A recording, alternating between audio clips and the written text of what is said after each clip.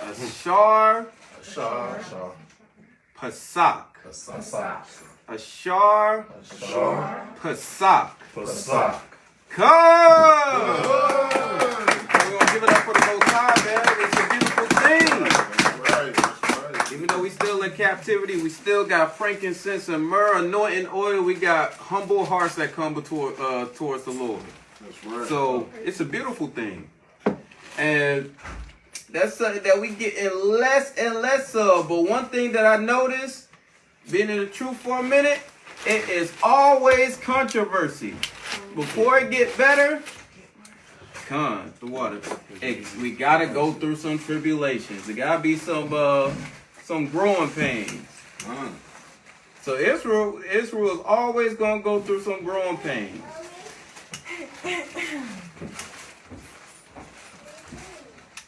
We gotta keep going through these growing pains until we get it right.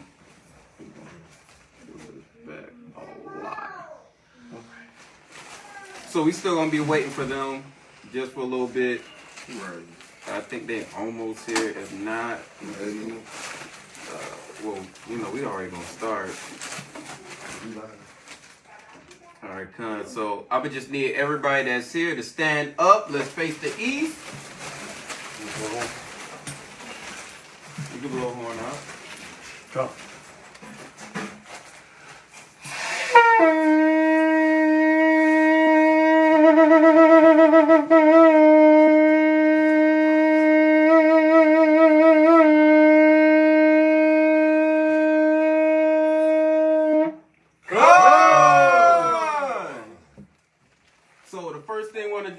Say the Lord's Prayer in the Paleo Hebrew, and then afterwards, Lamech is going to bring it out in Matthew 6 and 10. So everyone, you just repeat after me. Abanawa. Shabbat Shemayim. Quadash. Hayah. Shamka. Yahweh. Alakwaka. Taba'ah. Ratazaka. Hayah. Aisha. Barataza. Kawa. Hayah. Bashamayim. Netalanawa. Lachom. Ho. Yawom. Wasalaknawa. Kabawak Nawa. Kasalak Nawa. Kabawak Yanawa. Wala'ah. Tabayanawa. Wasawawan. Abol. Hawashai Nawa. Mayan. Rai. Kaya. Laka. Hamalakwa. Wala'ala. Watapara. Lawalam Yam.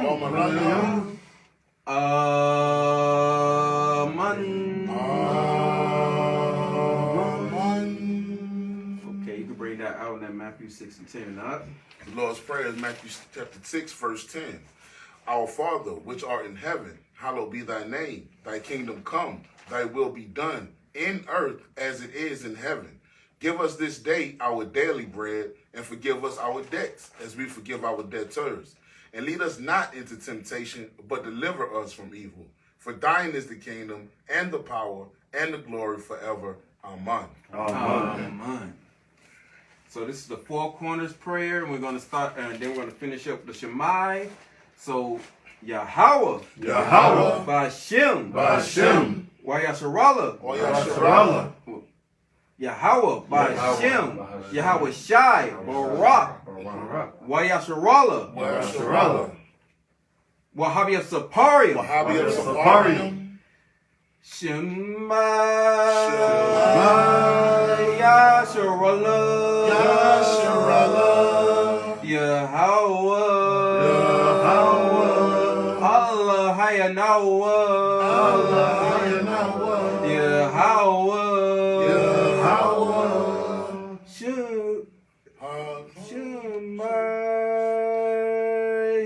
Yasharallah. Yahweh.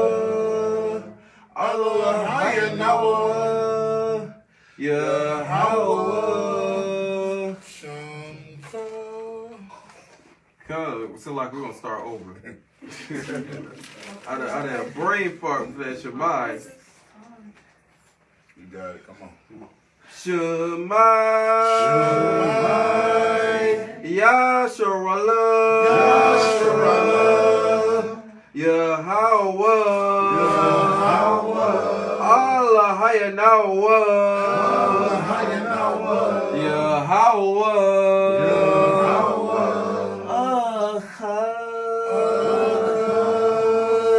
Shema, Yasharallah,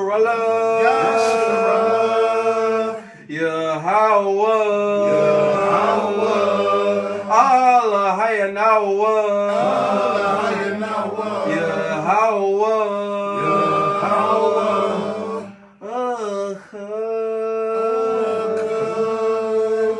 Shema,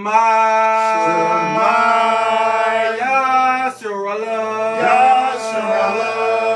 Yahweh,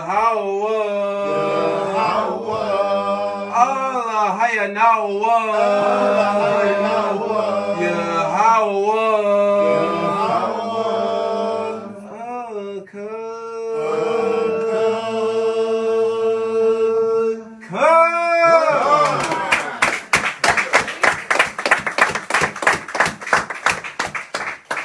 So this is Psalms 136. Once I say, your mercy endure forever.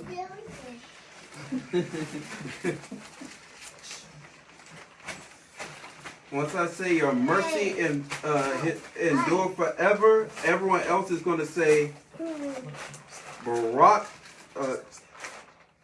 What do we usually say? We say, Kala Yahweh. Call hello Yahweh. Nah, Chief been saying call hello Yahweh as of lately. Okay. So for example, I'm going to say, oh, give thanks unto the Lord, for he is good, for his mercy endure forever. Everyone's going to say, call hello Yahweh. That's right. Call hello Yahweh. I really want to say the second verse by H.O.I, but then I don't want nobody to get confused. So we're going to say, call hello Yahweh after his mercy endure forever. So this is Psalms 136. Oh, give thanks unto the Lord, for he is good, for his mercy endure forever. Oh, give thanks unto the God of gods, for his mercy endure forever. Oh, give thanks to the Lord of lords, for his mercy endure forever. To him who alone doth great wonders, for his mercy endure forever. To him that by wisdom made the heavens, for his mercy endure forever. To him that stretcheth out the earth above the waters, for his mercy endure forever. To him that made great lights, for his mercy endure forever. The sun to rule the day, for his mercy endure forever. The moon and the stars to rule by night, for his mercy endure forever. To him that smote Egypt and the firstborn, for his mercy endure forever. And brought out Israel from amongst them, for his mercy endure forever. With a strong hand and with a stretched out arm, for his mercy endure forever. To him which divided the Red Sea into parts, for his mercy endure forever. And made Israel to pass through the midst of it, for his mercy endure forever. But overthrew Pharaoh and his host in the Red Sea, for his mercy endure forever.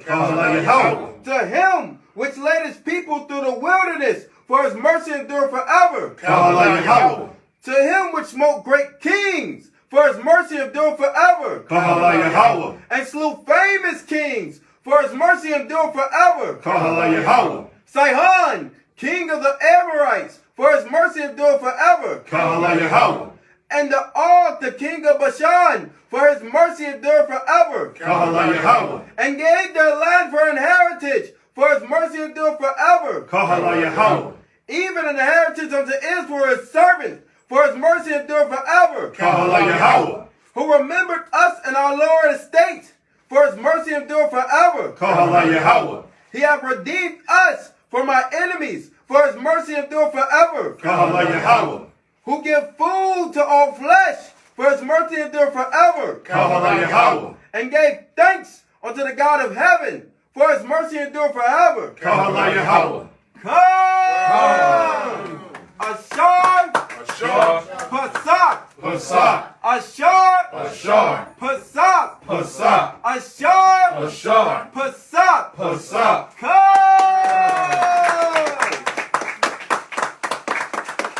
Come, let's give it up for the Most High. I'm about to call in so they can listen in. Right? All right, come.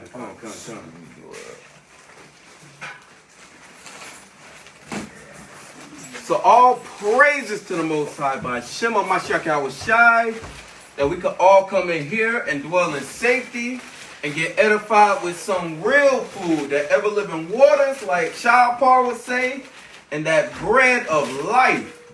Sapar, can you get me 2 Kings 23 and 21? Just listen in.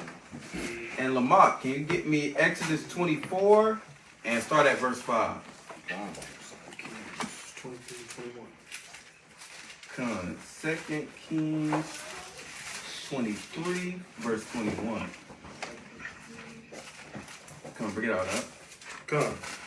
This is 2 Kings, chapter 23, verse 21. When everybody have it, say come. Come. Can you say the script one more time? It's a lot. 2 Kings, chapter 23, and verse 21. I might have to get that from you as well, because I can't get it right now. You said 2 Kings 22 and 23? 121. 23, verse 21. Okay. Come on, go ahead, bring it out, huh? Come. And the king commanded all the people, saying, keep the Passover unto the Lord your God, as it is written in the book of this covenant. So, the Passover is written in a book of the covenant. It's a covenant between us and the Most High.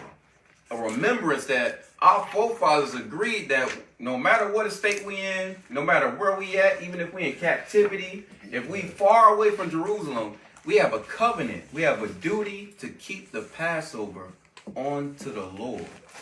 Because guess what? We're going to go over scriptures where it said, hey, our forefathers, they agreed to this. Come. It's no escaping this. We was written in that covenant. It said our children and our children's children and they children, right? So that's a lot of children, and we those children. So keep going up. Come. Verse 22. Surely there was not holden such a Passover from the days of the judges that judged Israel. Okay, come. Let's talk about how big his Passover was. Bring out that Exodus out. This is the book of Exodus. Can you give me Exodus 13 and 1? Chapter 24, in the 5th verse. And he sent young men of the children of Israel, which offered burnt offerings and sacrificed peace offerings of oxen unto the Lord. So this is Aaron and Moses. He took the young men to sacrifice offerings and peace offerings before the Lord. Keep going. And Moses took half of the blood and put it in basins. So Moses took half of the blood and put it in basins. If you ever go into the New Testament, it talks about blood has to be shed to make a what? A covenant. So blood has to be shed to make a covenant. And this the blood that was shed in the first covenant. Right, keep going. And half of the blood he sprinkled on the altar.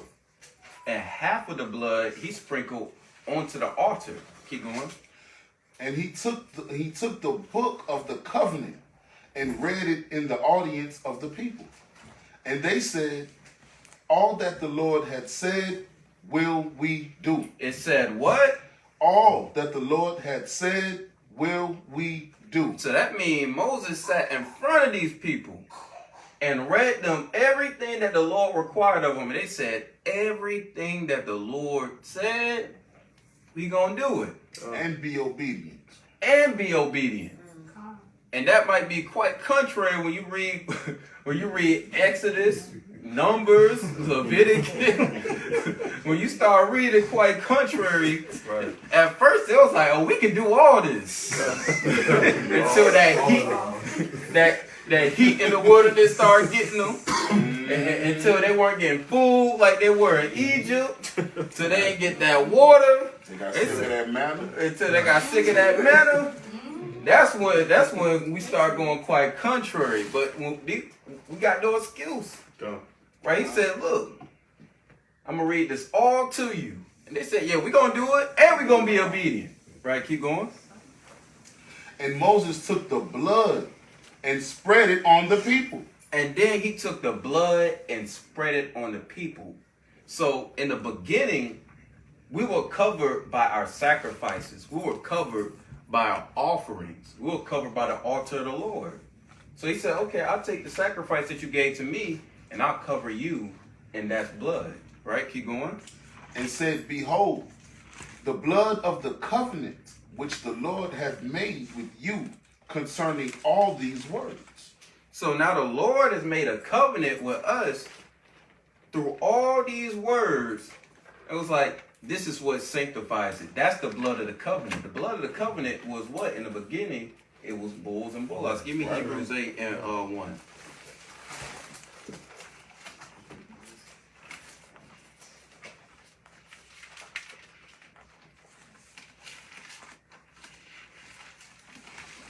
So the first covenant, right, which we still under.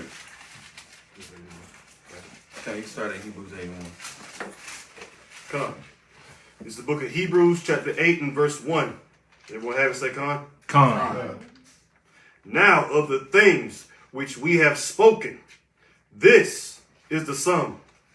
We have such an high priest who is set on the right hand of the throne of the majesty in the heavens, a minister of the sanctuary and of the true tabernacle, which the Lord pitched, and not man. For every high priest is ordained to offer gifts and sacrifices. So just like we showed right here in Exodus, every high priest, and Aaron was the high priest at that time, they gave gifts and sacrifices. But we got a new high priest. His name is Hamashiach Yahushua, which the world ignorantly calls Jesus Christ. So now we have a new high priest in all his majesty. Because we were under Moses, and guess what? We're just talking about, they said we're going to do every single thing in that covenant. But we didn't. Right, keep going. Wherefore, it is of necessity that this man have somewhat also to offer.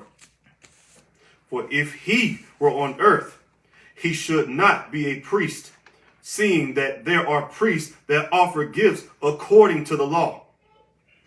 So the priests back then, they offered gifts according to the law. A lamb, a bullock, 2 doves, bread offerings, drink offerings. They'll offer gifts, but he wasn't a part of the Levitical priesthood. He was what? From the tribe of Judah. Keep going. Verse 5. Who served unto the example and shadow of heavenly things, as Moses was admonished of God when he was about to make the tabernacle. So Moses in the wilderness, which we're going to go over scriptures, when he was making that tabernacle, he was ordained to do this. That's what he was told to do. Keep going.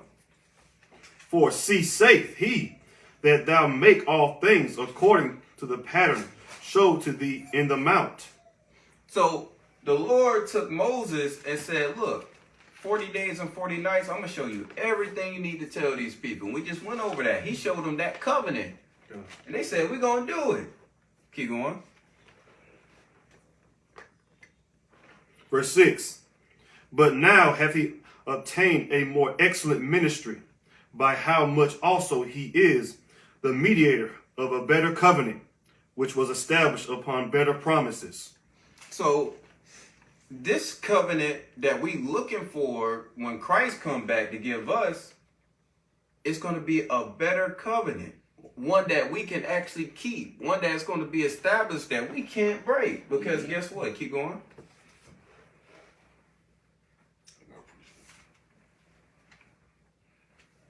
It was at verse 7.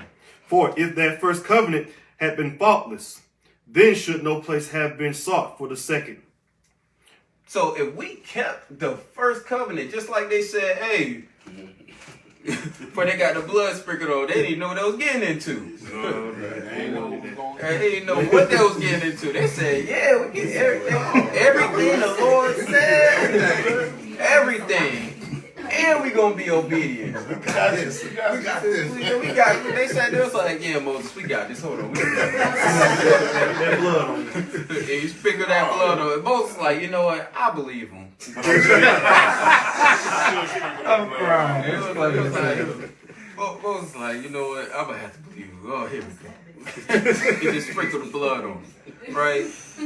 But the people broke them over and over and over again, because if we kept the first covenant, we wouldn't need no second one that's coming soon. Right? Keep going.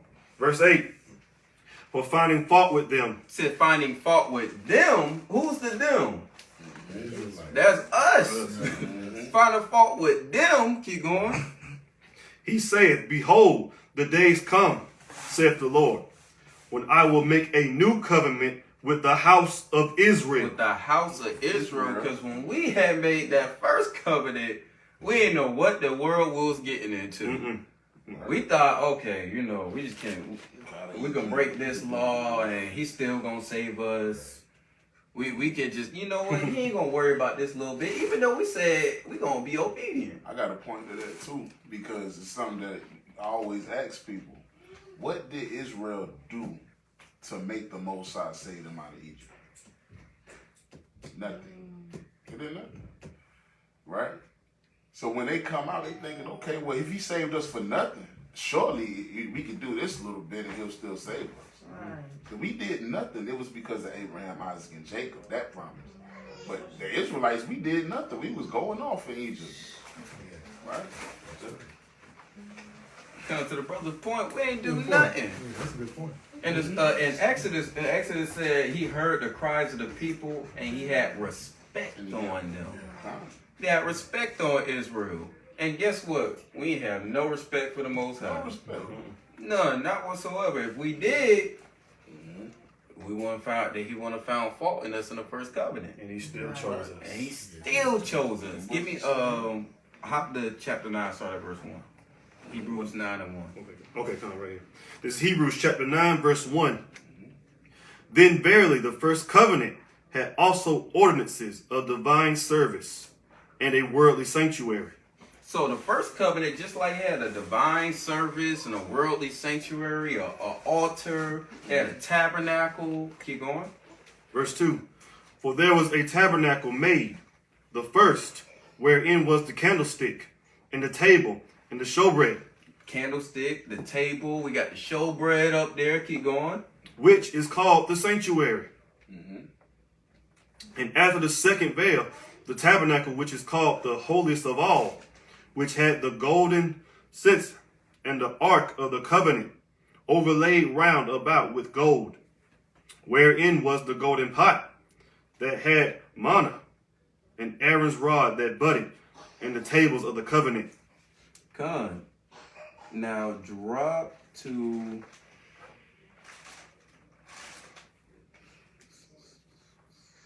verse 10. 11. Come.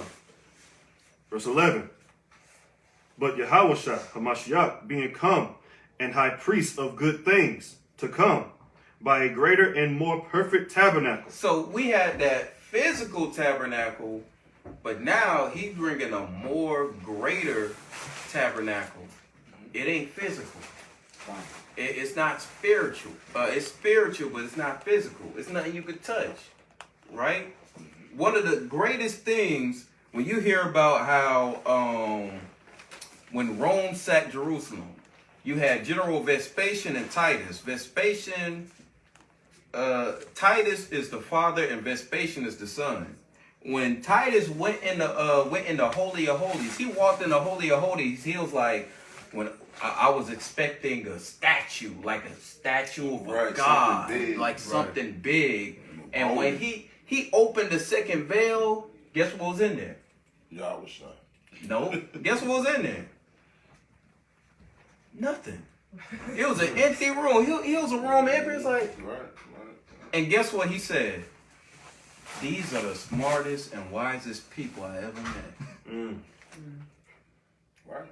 They ain't nowhere. You can destroy the temple. Their God is still with them. You can burn their books. Their God is still with them. Because they never needed the temple anyway. Their God, they ain't worshiping a physical entity. He ain't there. But he's everywhere. No. That's where it's like, we came here to destroy an idol. We came here to bring the idol, bring their God and put it in our temple. That's what he did. That's what the Romans would do. They would go to another nation, destroy them, take their idols or their statues and put it in one of their coliseums or their pantheon. And they walked up in there. They was like, "It's nothing in here." Right.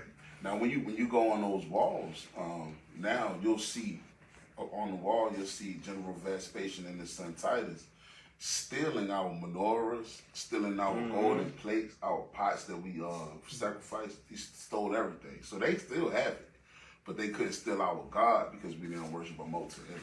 And that's the beauty. You can take our riches, you can take our gold, you can take our garments, Still nothing. you can take our home, But not out there. but you can never take the Most High God Yahweh from us. That's one thing they can't take. They might have the big Catholic cathedral and be like Mother Mary, Holy Trinity, all that. But guess what? They couldn't steal our God. That's one thing they can't take, and they still can't take it from us. Shalom, man. Keep going on that. So I'll just start over. Verse 11. You can go back to Exodus 24. I think it was like that. Yeah, fine. So understood Hebrews chapter 9 and verse 11. But Yahweh HaMashiach being come and high priest of good things to come by a greater and more perfect tabernacle, not made with hands, that is to say, not of this building. Not this building. Keep going. Neither by the blood of goats and calves. Neither by the blood of goats and calves. Because through the first covenant, Moses cut that blood of them calves, put it in a basin, he sprinkled it on us. Keep going. But by his own blood. By what? His own blood. By what? By his own blood. By his own blood. Keep going. He entered in once into the holy place, having obtained eternal redemption for us. And that's a spiritual thing. Because before Christ died, he said, in 3 days, I'm going to break this temple down and I'm going to raise it up. He was the spiritual tabernacle for us. When he died, he went to that holy place. He went back to the Lord. And Right. he came back. So our Lord symbolizes something like what? You can't kill. You can't destroy that tabernacle. They done broke the Lord down. But guess what? He came back to life. What did they just call it? You know, when we were sacrificing, we was redeemed from each sin every time. But when Yahushua died, he gave us eternal redemption. We always gonna be able to be redeemed. Always. You know, we going to the book with Isaiah 45 and 17. World without end. We a world that's not gonna end. Right? That's why it said a covenant or that is more better than the other one. Right. Because it's spiritual. Keep going. Verse 13. For if the blood of bulls and of goats and the ashes of the heifer, sprinkling the unclean, sanctified to the purifying of the flesh. So remember the sprinkling. To sanctify and to purify the flesh. He sprinkled all the blood of the goats to what? Sanctify and purify Israel. But now the sprinkling of Hamashiach, his blood, is to sanctify and purify us continually. Keep going. Verse 14. How much more shall the blood of Christ, who through the eternal Spirit offered himself without spot to God, purge your conscience from dead works to serve the living God? So he died so that you can live. You have trespass offerings, sin offerings. You have things like an scapegoat where you let the goat out, one goat dies, and the other one lives and leaves into the wilderness with all the sins upon it. So instead of us dying, what? We give a sacrifice, it dies for our sins. Right. So Christ was a sacrifice for us to purge us of our sins, to clear our minds. That's the thing, like where you read in Samuel, where Saul was like, I'm going to just put a bullock here and the Lord going to forgive us. And guess what? And you know, I just said that, I'm going to have to pull it because that's a deep scripture. But you keep reading on that up. Verse 15. And for this cause, he is the mediator of the New Testament, that by means of death for redemption of the transgressions. 15:22. So by this cause, because he died, he's the mediator of the New Testament, meaning that he mediates between us and God before we can go into the new covenant. Because we still under the old. We ain't get those glorified bodies yet. We ain't get brought back into the promised land yet. But he mediates between us and the Most High, because guess what? He in it. He died, he came, he got the power, he's there, he's waiting. He's the one that's going to bring all this to us. But he's the mediator. The difference is the blood and bullocks that we're just cutting and killing. This is the type of mind state that our forefathers had. Christ doesn't want us just to kill something and let it go. That doesn't change your mind. It doesn't change or convert your spirit. Bring that out in 1 Samuel 15 to 22. This is the book of 1 Samuel, chapter 15, and verse 22. If everybody got it, say come. Come. You said 1 Samuel? 1 Samuel 15 to 22.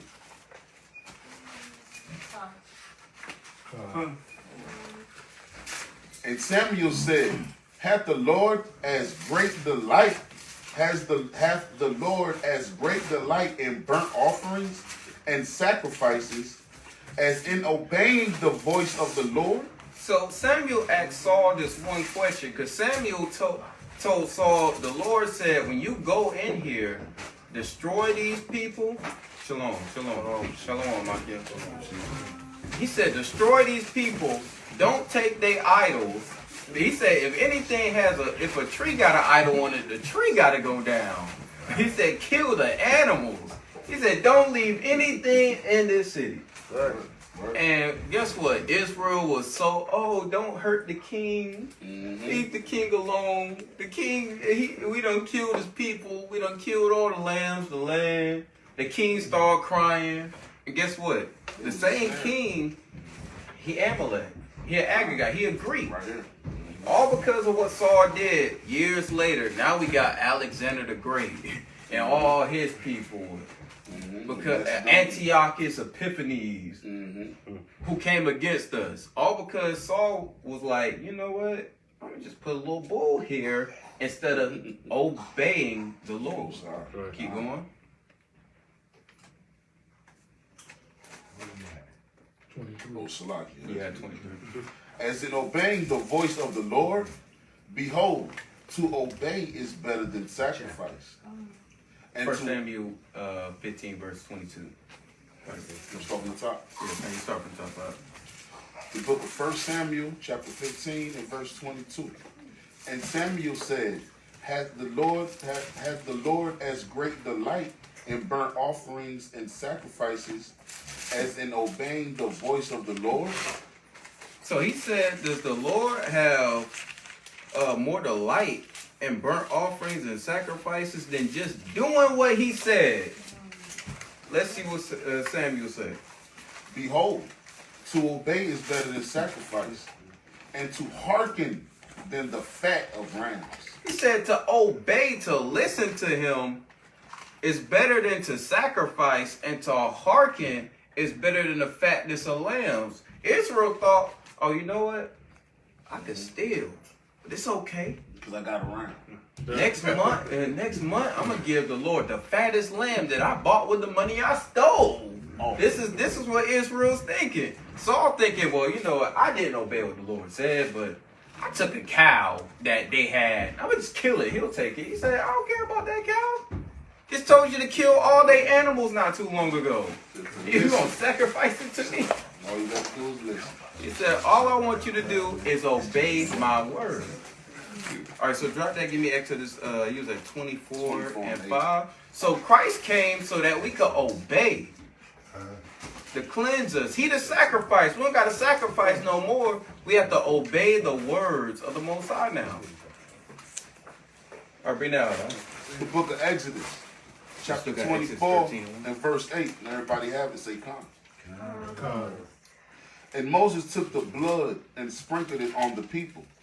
And behold, the blood of the covenant which the Lord had made with you concerning all these words. Verse 9. Then went up Moses and Aaron, Nadab and Abihu, and 70 of the elders of Israel.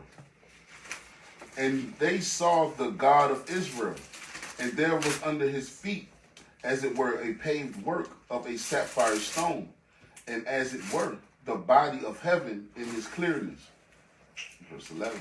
So it was like the body of heaven in his clearness. So they see in the Most High. And this is the funny thing, right? You done said, it's okay. We're going to do everything the Most High told us to do. Sprinkle the blood on them. They say everything we understand and we're going to obey. And then on top of that, they see the Lord. He revealed himself. And Israel still went the hell off. Still went the hell off. You see how crazy that is? Man. It butters you up. Like, if the Lord was like, okay, sprinkle a little blood, yeah, you're going to do this, and then you see the Lord appear before you, Right. the last thing you're going to think a couple weeks later is, nah, I'm going to go deal with this cow god. You know what? I don't think this will me. Let's gather ourselves together. Let's go walk back to Egypt. You know, seeing the Lord after you made a covenant with him, the same God that delivered you from oppression, reveal himself to you, and you still go off. And this is the mindset of not only our people back then, but Israel to this day. Just imagine what Moses had to go through. Oh, Moses lost the kingdom because Israel threw him crazy. he was really riding for Israel. Moses was riding for Israel. He lost the kingdom because he was riding for Israel. He smoked that rock. He was so bad. He smoked that rock. We was just talking about that. Just talking about that. He was like, and the crazy thing is, he smoked the rock not because he was mad at Israel. He smoked the rock because he wanted to show the power of the Lord so much. Damn. And he was like, I ain't got time to speak to this rock and ask the rock do a miracle. No, he said, should I fetch you water from this rock and smash the rock? It's like, this is our God. Like, do I gotta show you this again? He got mad and forgot the first step. He was mad. It was like, look, I'm riding for you. This man said he was gonna kill you, destroy you. I still gotta show you another miracle. Moses lost the kingdom messing with Israel. But the other thing is, you'll see Jake all the time. Jake in the street. I done been in the hospital, man. I done been in jail. I done lost homies. My grandma died. And I don't know what it is. It's almost like God got me through it. Still go out there and be wicked. He'll still go out there and be wicked. You can talk to Jake on the street. I don't know. I've been homeless, bruh. I done been shot at. I was messing with somebody, baby mama. Had to hop through the window on the second floor. Still live unscathed. And then still be like, bro, I don't know about that Bible stuff, man. I don't know about that Bible. Still don't believe in God. And the Most High still looking out for them. And this is the mindset of our people. The Lord will look out for you back to back to back to back to back. And we still don't do what? Acknowledge Him. So drop that. Give me that Exodus 13 at verse 1. And you get me Deuteronomy 16 and 16. It's Salakia, so they make it seem like grace is a New Testament concept when we see it practiced all throughout the Old Testament as well, when the Most High should have just wiped us off You know what I'm saying? And he's still compassionate with us. He's still compassionate. Yeah.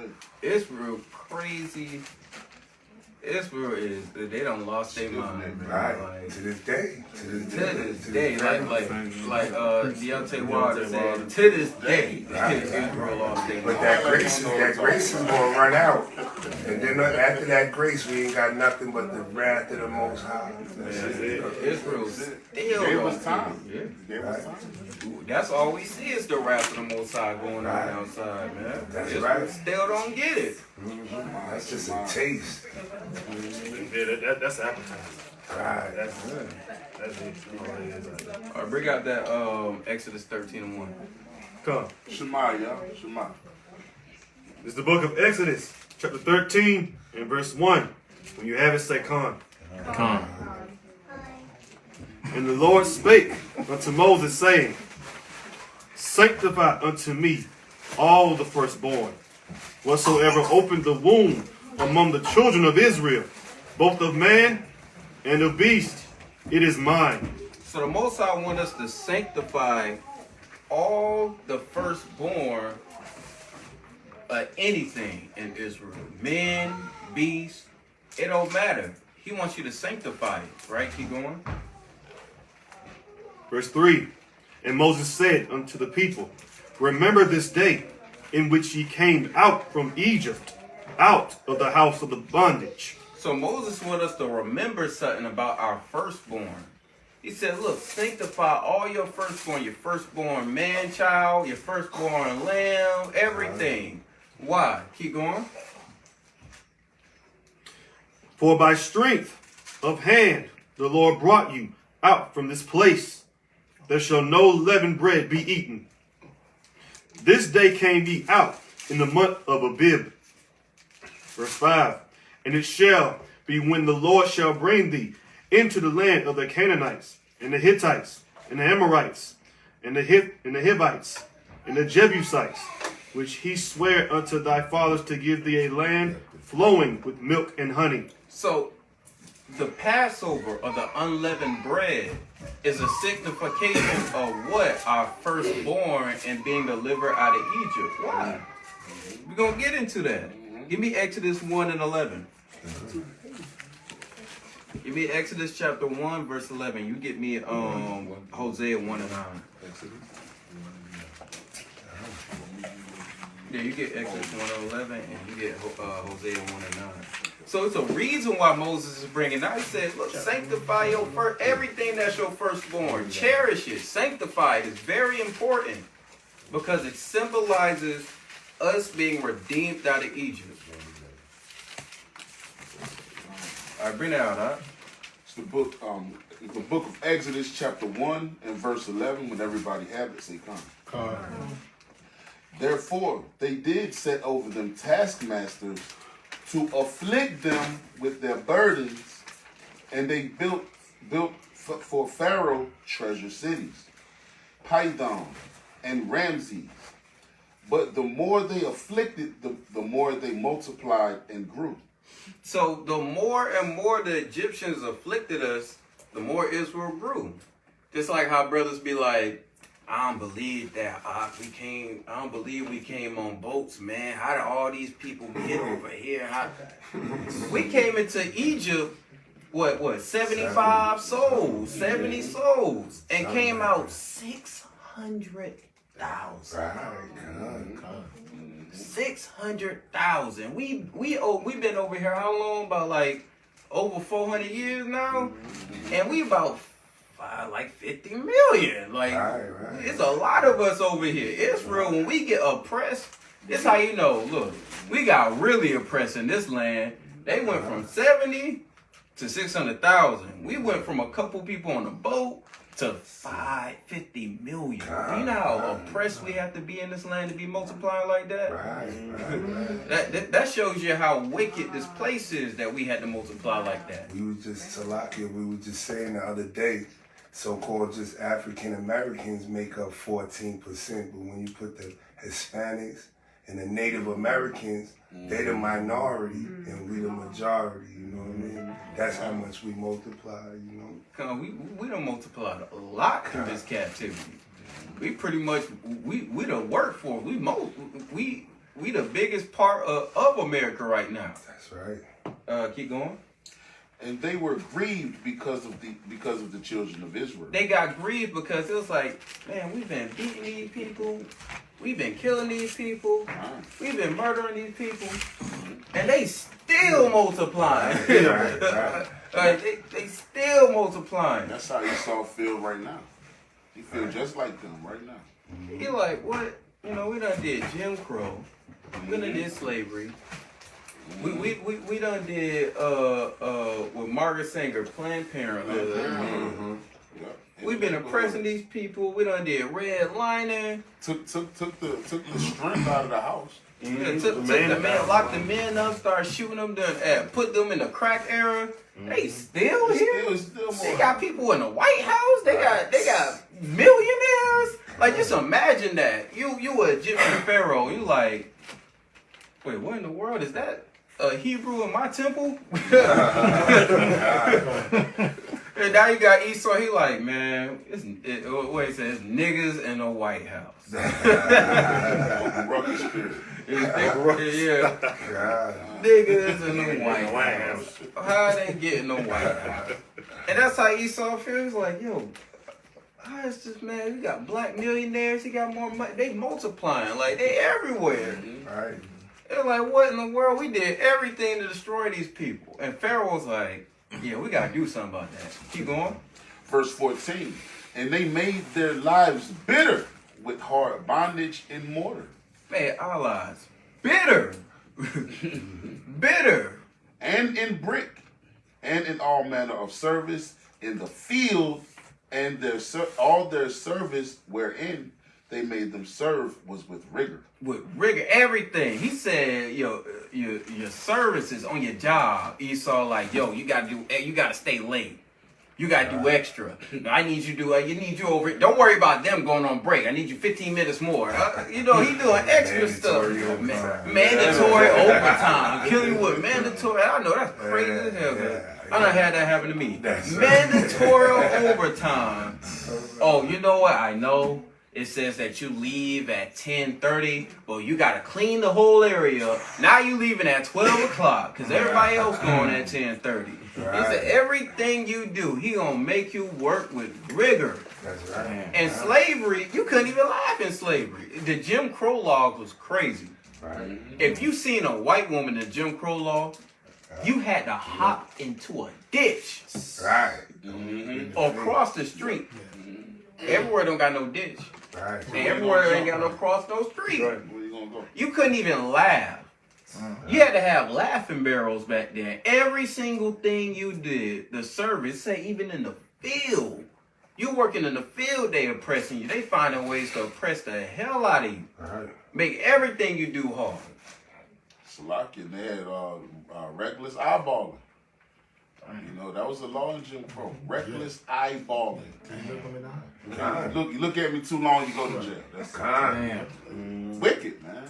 Wicked. Every and this is how you know that this is what it says, spiritual Babylon and mystical Egypt, because they got that same spirit of the Egyptians over here. Read it. Come on, keep going. Verse 16. And verse 15. And the king of Egypt spake to the Hebrew midwives, of which name of the one was Shiphrah, and the name of the other was Puah. And he said, when ye do the office of a midwife to the Hebrew women, and see them upon the stools, it be a son, if it be a son, then they shall kill him. Now the stools, when it says see them upon the stools, back then in ancient times, and not even in ancient times, but old days, they'll have something called a birthing stool. So a woman would sit on a stool, and it'll be like a slide. Yeah. It'll be like a slide where the baby will slide down. So he said, if you see the women on the stool, he said, as soon as you see that it's a man, you kill it. Right? But let's see what our women did. Right? Keep going. But if it be a daughter, then she shall live. But the midwives feared Yahweh, and did not as the king of Egypt commanded them. but saved the men children alive. And the king of Egypt called for the midwives and said unto them, why have ye done this thing, not done this thing, and have saved the men children alive? Verse 19. Now we be railing on Eve. Some brothers be railing on Eve real hard, but guess what? To a certain extent, when it come to the men, we riding for our nation, and when it comes to our women, we riding for our nation. That's right. That's why you see sometimes Eve on the forefront before some J, especially when it comes down to our children or young men getting killed and shot down the street by cops. When it comes down to these young kids, you're going to see a lot of our women rise up. Keep going. And just to add to that, verse 19, you're going to find out how Eve sent them Egyptian women running back up out of that thing. Verse 19. And the midwives said unto Pharaoh, because the Hebrew women are not as the Egyptian women, for they are lively, and on deliberate error the midwives come in unto them. So yeah, when the midwives, they came up in, they said, hey, look, we ain't doing that. Yeah, a lot. They gave birth quick. Now do something about it. They gave birth quick, and they lively. You trying to snatch somebody's kid, she fighting. Said some of them Egyptian women. Wait a minute. It's rocky. It's just a great demonstration of where you in position where you got pressure from the oppressor, and then you got to choose whether you fear them more than you fear Yahweh. Like that shot, a lot of people took that shot for their jobs and so on. And them women was resilient. Regardless what the consequence was from the Egyptians, they said, nah, we gonna fear Yahweh. They feared Yahweh more. And they were riding for what? They people. And you starting to see a lot. You starting to see a lot of that right now in America, where a lot of people not rocking with the government. They not rocking with the government. When they were pushing the shot, they ain't with it. Now they pushing this digital currency, they with it. They were pushing deleting TikTok, banning TikTok. They were going against that. So it's gonna be some hard times where they might be like, they're gonna pass a law, and this law gonna say, for example, like during the time of Maccabees, you can't keep the feast days and high holy days. Right. Are we gonna be like, oh man, the police said I can't keep Passover. The police said I can't wear fringes. Right. What you gonna do? You gonna follow the Most High and ride with what? Your people. Right. That's what it's gonna be about. Because at the end of the day, they might say it's illegal in their law, but it ain't illegal in this law. This don't change. This ain't changing. Their laws change every single day, but this right here is set in stone. It's never going to change. And the fear of the Lord is the beginning of all wisdom. Keep going on. Verse 20. Therefore Yahweh dealt with the midwives, and the people multiplied and waxed very mighty. And because the women didn't listen to Pharaoh, the people multiplied even more and waxed even more mightier. And guess what Pharaoh did? Let's see how he did it. He said, damn, these people too great. Let me leave them alone. Or maybe they God. We can't mess with these people right here. Let's see what Pharaoh did. Keep going. Verse 21. And it came to pass, because the midwives feared Yahweh, that he made them houses. Verse 22. And Pharaoh charged all his people, saying, every son that is born ye shall cast into the river. Now, Pharaoh's like, damn, well, I can't have these Hebrews do it. Let me get my people to do it. Anytime Esau can't use a coon, what he do? He get all his people and be like, let's go lynch him. Right. You gotta get, or let's run him out of town, like in Redwood. He get all his people like, all right, well, you know what? They're not cooning out. They're not bucking down. We got to gather together and overcome them. So he went and got his people, said, all right, I can trust y'all. Can y'all go kill them? Keep going. And every daughter ye shall save alive. So the Egyptians, they're going to listen. They're gonna oppress these people. And guess what? When it come down to it, and the government pass certain laws, they can be like, all right, Mr. White Man. You know, it's like, we're not really gonna make you punishable because you're doing these things, but these black Hebrew Israelites over there, or these Negroes over there, if you just, tell us what they're doing, we ain't gonna worry about what you're doing. Matter of fact, you go and you be the slave catcher and you find out what they're doing and we'll leave you alone. We ain't gonna mess with you. Because guess what? Instead of having controversy amongst their own, they're always gonna use what? Us as a scapegoat. That's just like in the book of Maccabees when that coon went to sacrifice that Pig that on the swine altar. on the altar of the Lord. And Mattathias had just did that long speech. It was a long speech about how we ain't finna do what y'all say. Coon, he said, I'll do it. Coon got up and said, I'll do it. And look, Mattathias slew him and the white boy that was trying to force us to do it. Right? So it's always gonna be a coon in Israel. Always. It always gonna be that one. It's always gonna be that one scary nigga. It's always gonna be that. Especially that movie Django. It's always gonna be. Salakia. And when you was bringing out Exodus 1 and 20, I got a beautiful precept just to elaborate Sirach 30 and 4. Somebody could bring it up. Come on, you bring out Sirach 30 and 4 real quick. It's always gonna be somebody selling out. Even in the crazy thing about Satan is, if Satan can't use another nation, he gonna use your own people. So sometimes he'll use Israel in the wilderness. There was no heathen in the wilderness. It was just Israel fighting each other because that spirit of Satan was hopping on them, like Dathan when Dathan rides up against Moses. So if Satan ain't got no heathen, if he can't use his real prime vessel, Esau, he gonna be like, all right, I'm gonna hop on some. Oh, let me use Judas right here. Judas gonna do it for 30 shekels. For 30 shekels sold. And Judas gonna do it. So at the end of the day, Satan gonna use a vessel, man. Satan gonna use a vessel. He gonna find one. You got some more candles? God, that's right. Hey, do you have more candles? If that's it, that's fine. I got some. Left it upstairs. I look for you. You know how where? Just right when you on right where the TV at. Okay, cool. Should be some up there. And then Salakia, when you get it, if you can get verse 3 and then 4 instead of just 4, just for a little bit of context. I'm still 16 to 16. Yeah, you hold that. I'm gonna let him bring that out. Bring that Sirach out. This is Sirach chapter 30 and verse 3. He that teacheth his son grieveth the enemy, and before his friends he shall rejoice of him.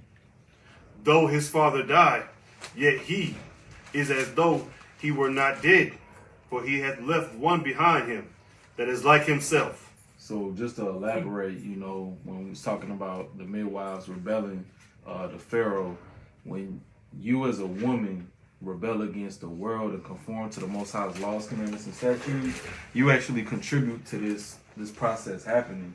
Like, you actually allow your children to be a revenger of your people and be a mighty man and fight and protect you and help this process of the 144 being sealed up. But if you agree with the laws of the land, you agree with the laws of the world, you really kind of interfere with that. And that plays in with the spirit of hatred, because now you hate your own people, you hate your own children. So when we rebel against the world and conform to the Most High, you really allow this to really happen for your sons and your children to be mighty men and women. I just want to bring it up. And it's just like the woman and her 7 sons, the Apocrypha as well. She encouraged all her sons to stand stiffly for the law, and the oldest brother was the one that went up first. So bring out that Exodus out. Keep going on that Exodus. The book of Exodus, chapter 2 and verse 1. And there went a man of the house of Levi, and took to wife a daughter of Levi. And the woman. Oh no, drop that. Give me Hosea. You got Hosea right up. Give me Hosea 1 and 9, and you give me Exodus 12 and 29. Okay, Hosea 1 and 9. This book of Hosea, chapter 1 and verse 9. Then said Yahweh, call his name, Lo-Am, for ye are not my people, and I will not be your God. Yet the number of the children of Israel shall be as the sand of the sea, which cannot be measured nor numbered. And it shall come to pass that in the place where it was said unto them, ye are not my people, there shall he said unto them, ye are the sons of the living God. So in Egypt, we were getting oppressed, and we just kept multiplying and multiplying and multiplying and being like the sand to the sea. But Pharaoh didn't recognize that he was dealing with what? The children of God. They were just slaves. They were just workers. They were just low-class citizens in the land. That's just what they were.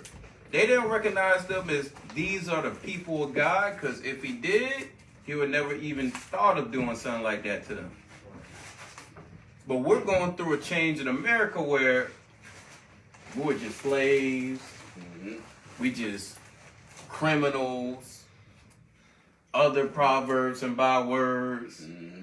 But we're never, we anything short of being called a son of God or a child of God. What the old heads used to say back in the day. You call me everything except for a child of God. And that's what America does. Call us anything but a child of the Most High. That proves them old heads knew what was going on back in the day. They knew the Bible. They knew what was going on. That same spirit's going on to this day. What verse you at, huh? 11. Read all the way to verse 12. Oh, it's just 11. Oh yeah, that's it. All right, drop that. Give me Exodus. Did you want me to read 11? 12. Yeah. You want me to read 11? You there? No, that's good. Give me Exodus 12, verse 29. It's the book of Exodus, chapter 12, and verse 29. Everybody have it, say Con. And it came to pass that at midnight the Lord smote all the firstborn in the land of Egypt, from the firstborn of Pharaoh that sat on his throne unto the firstborn of the captive that was in the dungeon. So it's very important, just like it says in Deuteronomy 16:16, we sanctify our firstborn everything. Cows, men, women, everything. All our firstborn, because guess what? The firstborn men children, Pharaoh has smoked and took from us. And then guess what the Most High turned and flipped and did? He smoked their firstborn. Right? It's a spiritual meaning behind that. Give me Isaiah 43:1. But keep going on that. And all the firstborn of cattle. And he smote all the firstborn of what? Of cattle. All the firstborn of cattle. Just like in Deuteronomy 16:16, we got to sanctify firstborn men, women, cattle, grain. All these things are sanctified through what? The Feast of Unleavened Bread. All right, keep going. And Pharaoh rose up in the midnight, in the night, Slakia, he and all his servants, and all the Egyptians. And there was a great cry in Egypt. There was a great cry in Egypt, man. Just imagine Esau wake up and his favorite dog died. Man, be finished. So what is going on? Everything, the first of everything he had. His first. Oh man. Is cat Esau wake up? They cat dead? Like what? Oh, you started with the cat. They first ever goldfish is gone. The snake they got, you know, Esau, somebody got a snake up in there. They snake dead. They walk up, they go outside, they got a whole, you know, Esau got his farm and ranch, horse died. Right. It's like, what in the world? And you know, Esau got his favorite heifer, his favorite cow. His favorite cow, he got named it Bluebell or something like that. Cow dead. Wake up in the morning, cow dead. Like, what in the world is going on? His first tree he planted, done withered away and died. Man, just how Pharaoh was feeling. He woke up, was like, what in the world? My son dead. My favorite leopard done died. My sheep dead. The dog. My favorite owl dead. The dog that I had dead. It's like, what is going on? Everyone's dead. Like, people crying. It was a great cry in Egypt. Keep going. And there was a great cry in Egypt, but there was not a house where there was not one dead. Not a house. Imagine every house in America, one child died. That sounds like COVID-19 to me. I don't know. It was crazy. Like everybody know that one person got passed away from COVID-19, but one child died. Everyone, their child died. I'd be like, what in the world? Something died in their house. It'll be a great cry. Keep going. And he called for Moses and Aaron by night and said, rise up and get you forth from among my people, both ye and the children of Israel, and go serve the Lord as ye have said. Pharaoh got so afraid. Get up and get out. He got up. He got, like, when you a king, usually when you get up, the first thing you be like, yeah, man, I'm tired. You go get that. He got up and ran and found Moses. And he was running through the streets. That man was running through the block trying to find him. Everybody was like, where are these people at? He said, there you go, finally. Get up out of here. He can't even breathe. He can't breathe. He said, you and your people, get up out of here. Man was, yeah, he said, get up out of here. You serve your God. Right, everybody was afraid. Keep going. And also take your flocks and your herds, as ye have said, and be gone. He said, be gone. And bless me first. That man was so afraid. He said, So like you read verse 32 out. You said, and be gone. He said, look. This how you know. That's how you know it's Jake's. It's Jake that say it. Hey man, be gone. That's Jake say it. This how you know he was out of it. Man was so tired running. He forgot the first thing he was like, hold on. Bless me first. After you leave, just go. He said, get up out of here. Get up. Oh wait, bless me first. Man was tired. He said, bless me first. Man was so scared. He said, wait, before you leave, bless me. Man was in turmoil. Keep going. Verse 33. And the Egyptians were urgent upon the people, and they might send them out of the land in haste. For they said, we be all dead men. Yeah, they was afraid. They was shocked. They said, look, get these people up out of here, for we all die. We all dead. You ever seen Jake and you ever seen Jake in a fire? Everybody gotta leave. Jake, it was like, look, before we all die, get these people up out of here. Hey, but now you ain't gotta worry about that. When you see a black person running, oh, you best police on. That's the next person gonna run. That one gonna run. Everybody you start see running. one black person, you there ask no questions. You running. If you see one black person running, everybody Ain't no run. questions And the funny thing, that done happened to me. And I ain't asking questions. I'm running with you. All I gotta do is look at your face. You look like this. I'm running with you. Like, shocked. I'm out of here. We ain't got to talk or nothing. Let's go. What was like you scared. Let's go. You know how Jake say, what was understood was understood. We ain't got to say nothing. That was understood. He was scared, so I just ran too because he was scared. Lord. It was scared. They said before we all die, get them people up out of here. Keep going. I'm gonna meet on it. Verse 34. And the people took their dough, but it was leavened. Unleavened. But it's 11 verse. And the people took their dough before it was leavened. There you go. Their kneading troughs being bound up in their cloths upon their shoulders. And the children of Israel did according to the word of Moses, and they borrowed of the Egyptians jewels of silver and jewels of gold and raiment. And we borrowed from the Egyptians jewels of gold, silver, and raiment. And you know the funny thing is, the more and more America is getting oppressed, the more and more they talking about what? Reparation. That's the more and more they talking about reparation. That money ain't gonna be worth nothing. Ain't gonna be worth a dime, man. That money ain't gonna be worth nothing. But the The spiritual, papers printed on. the spiritual thing is, when they gave us bread, they didn't give us made bread. They was in such a hurry. They was like in such a hurry. They get didn't you up out of here. to bake the bread, nothing. They just gave you the unleavened bread. They just like, look here, just take it. So that's the real spiritual meaning behind the unleavened bread and Passover. They were so afraid at the power of the Most High. They were so shook. They said, look, take this unleavened bread. They was in so hurt they couldn't even bake it for you. It's a lot here too.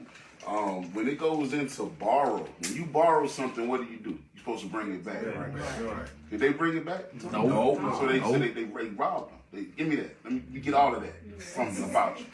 You know what I'm saying? It was easy to get. You know what I mean? They were trying to get them up out of there. When you borrow something, you bring it back. You know how hard it is? Well, you know how hard it is to get a loan from a bank? And that day, You got you get all of that. yeah, when they see those spaceships, you walk up in the bank, he said, you can have the biggest check you want, sir. Just write some numbers on it, we'll bring it out. We'll roll you a whole stack of cash. One more thing too, what he's talking about here is that they gave us that bread in haste. That's the way we're supposed to eat our food. You know, when we do that we got The Seder meal, yeah, exactly. you eat it in haste. Eat it in haste. It's not, you know, what the brothers say. This ain't like, you know, you sitting down, you know, you got your cousin, right? You know, he got the sweater on. You got a sweater on. Y'all bumping each other. Hey, how you doing, cuz? I ain't seen you in a while. This ain't like you eating your meal. It ain't like that. No, it You ain't know, like this ain't a family, you know, gathering like the Cosby. it ain't like you testing all the food. Right. You You say, trying to I get the think I things want to that- try this. You done got the napkin. You done pulled. This how you know somebody said they took the napkin and put it on. They done took the fork. They done put the utensils on to the left. And they're like, all right, they cut the little small piece. They taste. Right, I think that's good. Right? Nah, we Who made that? We left Grandma it. made that. Now they asking questions. Who the chef? We need 3 plates. You know, you always got that cousin. They make 3 plates. Yeah. Like, hold up, ain't nobody ate yet. Right. Right, but it's not that kind of party. You're supposed to eat in haste. That's why we have our staffs in our hand. We're supposed to stand up with our staffs and eat. You know, it's not to come, you know, just have a good time. You know, until after, then we can have a good time. They're supposed to eat that thing in haste. In haste. Right, keep going. Which along is girded. Salaki, verse 35. And the children of Israel did according. Hold on, I'm going 36. And the Lord gave the people favor in the sight of the Egyptians, so that they lent unto them such things as they required, and they spoiled the Egyptians. See that? Rob, give me that. We spoiled them, right? Verse 37. And the children of Israel journeyed from Ramses to Succoth, about 600,000 on foot, that were men beside the children. And a mixed multitude went up also with them, and flocks and herds, even very much cattle. So they ate that thing. They was in haste. They was all leaving. They taking everything they got on their back, running out of Egypt. Give me Isaiah 41. I mean Isaiah 43. 43 and 1. Come on. It's the book of Isaiah, chapter 43 and verse 1. Whatever want to have it, say, Con. But now, thus saith the Lord, that created thee, O Jacob, and he that formed thee, O Israel. Fear not, for I have redeemed thee. I have called thee by thy name. Thou art mine. When thou passest through the waters, I will be with thee, and through the rivers, they shall not overflow thee. When thou walkest through the fire, thou shalt not be burned, neither shall the flame kindle upon thee. For I am the Lord thy God, the Holy One of Israel, thou Savior. I gave Egypt for thy ransom. He gave what? gave Egypt for thy So ransom. the Most High gave the Egyptians, he gave Egypt for our ransom. He said, I don't want Egypt. I want you. I destroy all of Egypt just to give you out of there. Right, keep going. Ethiopia Ethiopia, keep going. and Seba for thee. Since thou was precious, since thou was precious in my sight, thou hast been honorable, and I have loved thee. Therefore will I give men for thee, and people for thy life. Now, everybody love, or what the Old Testament like to say, no man can die for your sins. No man can the Lord can't redeem you through no man. But he just sit here and told you, I give men for thee. Exactly. And people for what?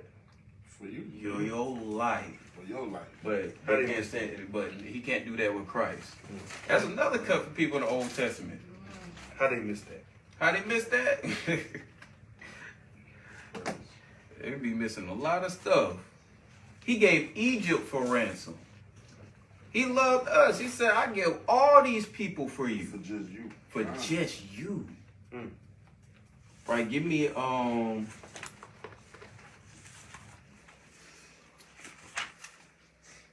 anybody got any precepts or scriptures they want to bring out before we do the Seder meal? So I just need probably about 3 or 4 people. We need bitter herb on a plate, some lamb on a plate, and unleavened bread. And we need cups of wine. If you can't drink wine, if you young, then I believe Brother Obadiah got us grape juice. I believe he got us what? Grape juice, right? So that's they're going quick. So I got a couple scriptures that we can go over. Give me Matthew 24 and 32, and you get me Song of Solomon 14 and 1. Hey, got precept? No, I'm reading over. Matthew 24, verse 32. Come read out, huh? Come, this is Matthew chapter 24 and verse 32. Now learn a parable of the fig tree when his branch is yet tender. So he said, learn the parable of the fig tree when the branch is yet tender, right? Keep going. And putteth forth leaves. Ye know that summer is nigh. So likewise ye, when ye shall see all these things, know that it is near. So the parable of the fig tree is a very important parable, and I want you to hold that. You're gonna get go to. I got a precept. You got a precept? Yeah. Hold that, but go to Luke 13 and 6. Bring out your precept, Bob. All right, this is Isaiah chapter 40, verse 6. It says, the voice said, cry, and he said, what shall I cry? All the flesh is grass, and all the goodness thereof is as the flowers of the field. Verse 7. The grass withereth, the flower fadeth, because the spirit of the Lord bloweth upon it. Surely the people is grass. So break it down, huh? Oh, so basically, without God, you know, let me read back. Make me nervous. So take your time, King. Bring it out. All praise. You got it. All right, I got it. Yeah, man, you got it. So they go back to verse 7. All right, it says the grass wither, it says the grass wither, the flower fadeth, because the spirit of the Lord bloweth upon it. Surely the people is grass. So that's telling you that basically, like grass, you can't number grass, first of all. So Well, it's more like the Lord is punishing the people. The people are like grass. how you say that for? So I give you an example. So it says the flower fadeth and the grass wither away. So the people are getting tried. Like for example, When it goes into the summer, that's talking about the day, like the day of destruction. It's hot. Yeah, like it's hot. It's something going down. Right? It remind me when my mom said your ass is grass, boy. Right. He's in the summer, right there. The summer, that's destruction. It's talking about destruction of a people. Like the day of the Lord, they compare that to summertime. Summer. It's hot. Yeah, we're gonna get into that. That's why I want to break it down. No, is it some? It is somewhere. I definitely remember it where it talks about how, just like silver is tried in a furnace, just like the Lord's anger is kindled against us. But I think it's like Zephaniah or Zechariah. But yeah, it's talking about how they're being. Keep reading all that. Go down to verse 8. Yeah, read verse 8. All right, verse 8. The grass withereth, the flower fadeth, but the word of our God shall stand forever. All right, keep going. Verse 9. O Zion, that brings good tidings, get thee up into the high mountain. O Jerusalem, that bringeth good tidings, lift up thy voice with strength, lift it up. Be not afraid. Say unto the cities of Judah, behold, your Yahweh. Yeah, so even though the people are being destroyed, like a mountain, just like Mount Sinai, is like where God dwells, but where the people wither, just like in because they were in the desert, so ain't no plants, ain't no flowers there. And the people were like going through turmoil. That was one of the biggest things. They could only eat bread and meat. They couldn't really grow nothing in the That's another question. You said so the grass speaking about Israel. No, the grass is like the people, like The other nations. no, like Israel, because it talks about Judah. But then we just got to talking about God with Israel. Yeah, he is with Israel. Oh, so It's for the punishment what he going. yeah, because in the wilderness we'll get what? No, I got it. Then God put us in our own land. We did after the wilderness. We dwelled in the wilderness 40 years, but the people in the wilderness, they weren't found worthy. They didn't make it. They didn't make it. The children made it into the kingdom. Let's go back to verse 3. You can read. It says, the voice of him that crieth in the wilderness. See, wilderness. Prepare ye the way of the Lord. Make straight in the desert a highway for our Yahweh. Verse 4.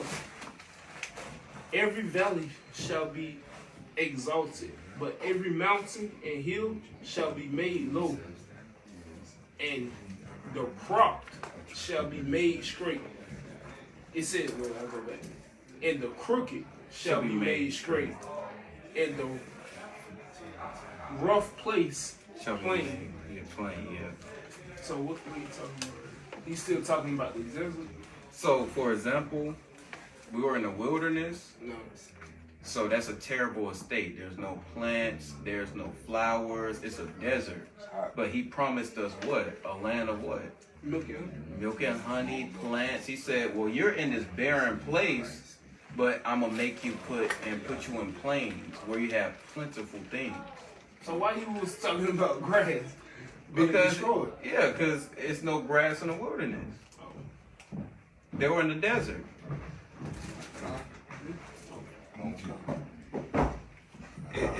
You know, once you kind of like, when you read in Exodus, and because we're going like through a quick synopsis of what went on in the wilderness. So this is like the beginning, but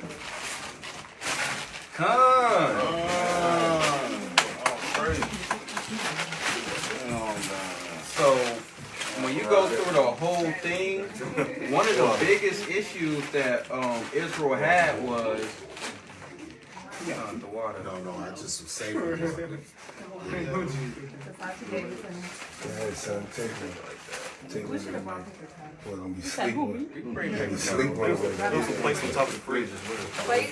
Give me a lot of places. Yeah, on top of the fridge. got it in my hand. Everything in my hand. You gotta drink it. So when you read in the wilderness, one of the things that Israel got mad about is that they didn't have no food. They had to rely on the Most High for manna. They had to drink water. They were in the desert. They were like, look, we're supposed to be going into this land of milk and honey. We got this cattle. We got all this stuff. We in the desert. You know what I mean? So that's why he's talking about the grass is withered away. He said the grass is withered away and the flower. It's more or less a poetic way or speaking about the rigor and It's reminding. It's like reminding us of, even though we're going through a bad estate, like in the wilderness, we're getting tried. That the Most High is going to bring us in a better estate. Right. Oh, so we still got to go through that same thing? Yeah, we're going to do that same thing right now. We talking about the wilderness. Yeah, we're talking about the wilderness. Yeah, we gonna get tried. Oh yeah, you got to go under the rod. You got to pass through the rod in the wilderness. This time Moses ain't gonna be in there, but it's gonna be a H.O.I in there with her. He ain't going to be playing. They ain't gonna be playing no game. You might do What he said, bring him that doesn't want to serve me and slay him before. That's right. Yeah, that's what I'm saying. I'm gonna sure go get you. You got that. Put somebody else. Come on. Oh, good job. Good job. But I'm serious though. I'm just Yeah, I know what you're talking about.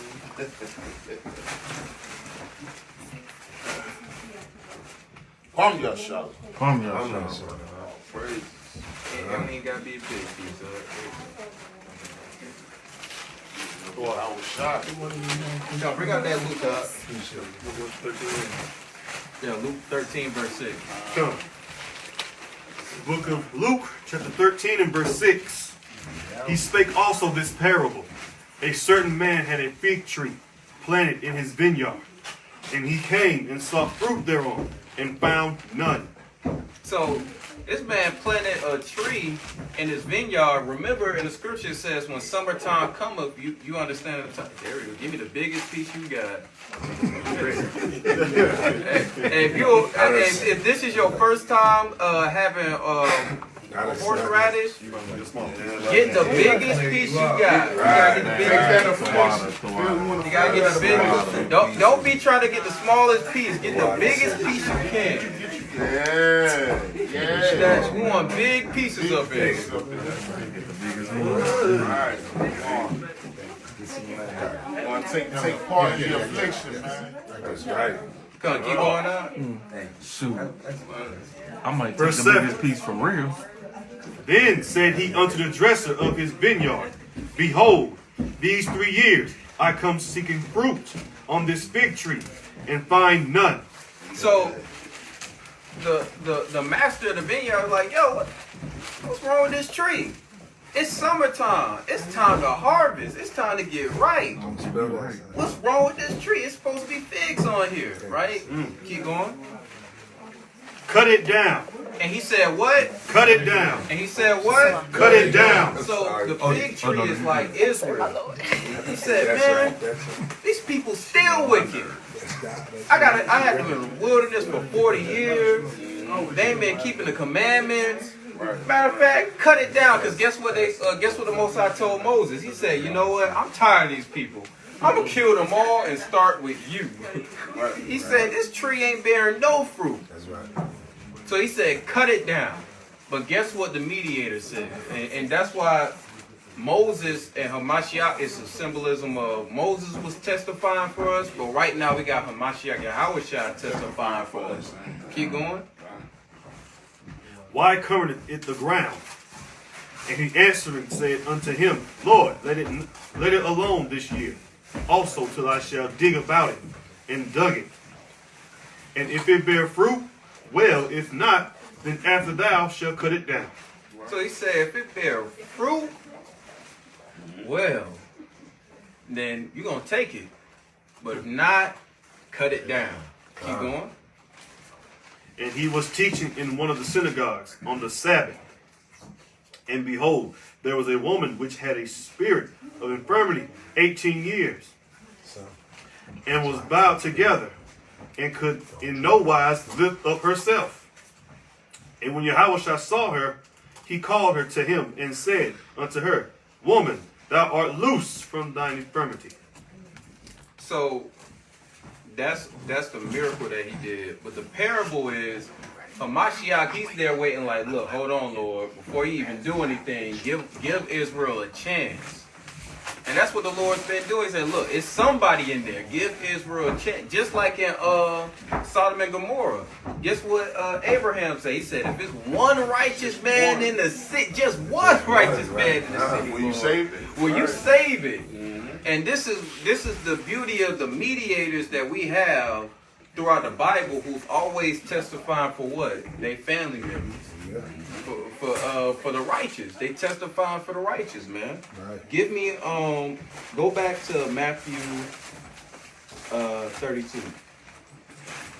That's the parable of the fig tree. So now the summer, it's about to be a hot summer. The day of judgment is coming, and the Lord like, yo, hold up. Before you destroy these people, give them a chance. Give them to the day of judgment. Just give them, we're going to have some fruit, man. It's a lot, and the worldly women out there have the nerve to have a hot girl summer. It's gonna be hot. Come on. That summer, they're gonna take part of our hot girls. I want Matthew 24 verse 32. And I think I got you in Wisdom of Solomon, right? No, he had Songs of Solomon. No, yes. Go to stay in Songs of Solomon. I want you back in Matthew 24 and 32, yeah. Songs of Solomon. Which one you want? 14 and 1. Read out. Oh, God. This is Matthew chapter 24 and verse 32. When everybody have it, say, Con. Matthew 24 verse 32. Now learn a parable of the fig tree. When his branch is yet tender, and putteth forth leaves, ye know that summer is nigh. So we know the day of judgment is nigh. But we got a mediator that's saying, hold up. Just give them a chance. It's going to bear fruit. Keep going. Verse 33. So likewise ye, when ye shall see all these things, know that it is near, when at the doors. Verily I say unto you, this generation shall not pass till all these things be fulfilled. So he said, look, watch and pay attention to the signs of the time. Because we seeing a lot of prophecies being fulfilled, like the Euphrates River getting what? Dried up. It's getting intense. We still don't know that day. Right. We still don't know that hour, but we were watching and looking at the signs of the time. It's time to get straight. It's time to keep these commandments. That doomsday clock is almost at midnight. It's almost at midnight. Matter of fact, might be at midnight. Well, Well, we 90 we pray it seconds. is. About that. Well, we pray it is, because I'm tired. I don't know about y'all. Hey, I'm with you. I'm with you. Go ahead, keep going out. Verse 34. Verily I say unto you, this generation shall not pass till all these things be fulfilled. Heaven and earth shall pass away, but my word shall not pass away. But of that day and hour knoweth no man. So we still don't know, but guess what? We got this word. That's right. The only reason why we understand what's going on to this day is we still got the Most High's word. We still got his commandments. We still got the things that he ordained us to do and to keep. And guess what? We still keep them. By Shema Mashiach Yahweh. Shema Mashiach Yahweh. Give me wisdom of Solomon 14 and 1. This is the book of Wisdom of Solomon. Wisdom of Solomon, chapter 14 and verse 1. Everybody Wait, has hold that. What verse was that? 37, Yeah, read 38 and 39. 38, 39. Come. Let's go down 38. Okay, come on. Verse 38. For as in the days that were before the flood, they were eating and drinking, marrying and giving in marriage, until the day that Noah entered into the ark. So the the day of judgment is gonna come quick. Just like all them days they were mocking Noah, it was like they never seen it rain during that time. Right. It was like it was no rain. It ain't gonna rain, Noah. You talking about Noah? It ain't gonna rain. And if you do the calculations or you do the time period, Noah was preaching for at least 250 to 300 years that it's gonna rain. That's the patience of the saints. We talk about the patience of the saints. So we got to be patiently waiting for the Lord, even though we don't have the day or the hour. But just like in the days of Noah, Jake gonna be out there partying in a club. People gonna be they gonna get married. They gonna be happy. They still gonna be doing what the daily activities until they feel that rain drop, or until they see that fire start coming down. The fire, Sky start cracking. Yeah, until they see that sky crack. Just like that. Man, what them Israelites now? We gone. And just about like the Bible, remember what they were saying? They say It's too late. it's too It's too late. late. It was on 5 points. what's that verse? The first thing we like, remember that verse?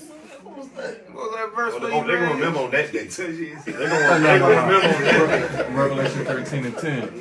What was that verse? Serve who? But that's the spiritual thing, because just like how it says, just like how Moses went and entered in the ark, how we gonna get up out of here? Chariots. We're gonna enter up in them chariots. It's a wrap. It's a wrap. And it's a wrap. Once we sealed in them chariots, it's a wrap. It ain't no coming back. That's when we gonna look down and see that And that, see. that fire, that lake of fire that they talking about. That's them nuclear missiles, them bombs. We're going to be looking right at it. That's the lake of fire. God, the scripture say we're gonna be taken up with the Lord and watch the earth. You gonna see it. Give me, Rejoicing. what you got? You know, we still got to go up under the rod. That's in the wilderness. That's after we get beamed up and we beamed into the wilderness. Oh yeah, we gonna still have to get it together. Come, we gotta have lessons on it. Give me 14:1. Con. It's the book of Wisdom of Solomon, chapter 14 and verse 1. Everybody have it. Say come. Con. Again, one preparing himself to sail and about to pass through the raging waves, calleth upon a piece of wood more rotten than the vessel that carrieth them. So, our people have faith. You don't see Jake in a car. This car, all 4 wheels is flat. Both the lights is out. They got one tail light. Right. Then he got crack on. The engine. Come on, Bessie. Come on now. The engine shaking. Come on, Cena. The steering wheel. The steering wheel ain't aligned. And you got the bottom of the cars just scraping all over the road. His whole muffler at the bottom missing. Sparks flying from the muffler. I saw Black smoke. The car. It take 4 tries to turn the car on for it to start. You gotta say Hail Mary for a thing start. I feel like you're talking about me, y'all. Talking about my van, man. That's all right, though. But the spiritual thing is, I had beats, though. the Lord said, we put faith in a rotten boat. The boat could be rotten, the wood could be rotten as hell. You could step and the wood break. We will put faith in a boat that's about to fall apart in a raging storm. Right? Keep going. Verse 2. For verily desire of gain devised that, and the workman built it by his skill. So they did it in the hopes of gaining something. Through his skill, he said, look, this some toe up wood. I'm going to still put this thing together. It's going to work. Because he hope and have faith in gaining what? You know, when you go out there, you're going to gain fish, gain money, gain food, wealth. Might be doing anything in a boat, right? Keep going. But thy providence, O Father, governeth it. For thou hast made a way in the sea and a safe path in the waves. So even though we put in faith in something simple as wood, because this verse is more about idolatry. It's the Most High that makes that safe way. It's the Most High that makes that safe passage. It's the Most High who do it. They be like, this my old trusted car. It ain't the car. It's the Most High that's giving you that safe passage. Keep going. Verse 4. Showing that thou canst save from all danger, yea, though a man went to sea without art. Verse 5. Nevertheless, thou wouldest not that the works of thy wisdom should be idle, and therefore do men commit their lives to a small piece of wood. So, just like how some people will put their lives into wood to go gain, and they put their lives in some toil car to go get some money. The Most High doesn't will that His word go out, go vain. He chose Noah and said, "Look, I'm gonna put a man on a boat. I don't want this whole world to be destroyed. I gotta have one righteous man. I'm gonna trust this man, put him in a boat, and he gonna preach my word, and I'm gonna give him safe passage." Keep going. Fine. And passing the rough sea in a weak vessel are safe. So, passing a rough sea in a weak vessel are saved, and that's us. Fine. We ain't got no big military.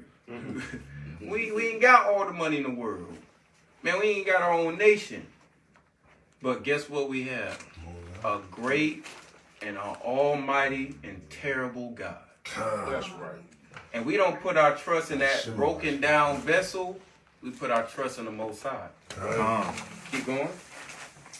For in old time also, when the proud giants perished, the hope of the world governed by the hand escaped in a weak vessel, and left to all ages a seed of generation. By Shema Mashiach Yahushua. And just how Moses was put in that ark, we gonna be taken out in some decked out vessels. He left in a weak vessel. We gonna be taken out in some decked out vessels. And taken out because He deems us worthy and righteous to push this word into the new world, into the new earth. So with that, everybody has they Seder meal, they got lamb, they got bitter herb, they got unleavened bread. All right, everybody stand up. Give me Exodus 12 and 8. Can't hear me myself.